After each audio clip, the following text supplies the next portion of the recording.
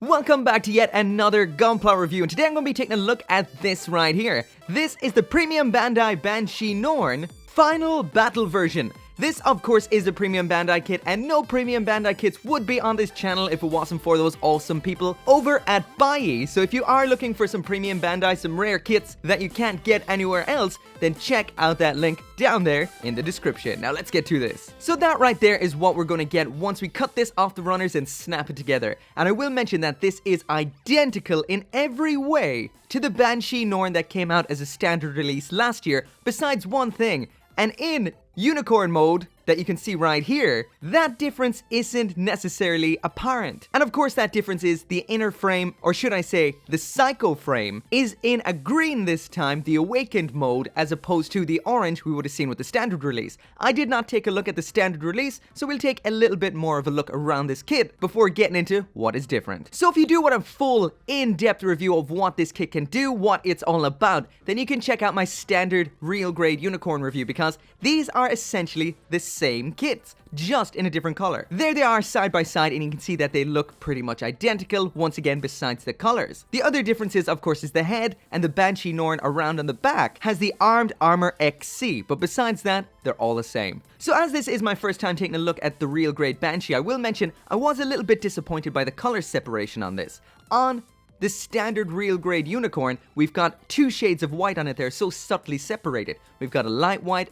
and an off-white that's slightly towards grey, which separates them nice, giving it that extra bit of detail.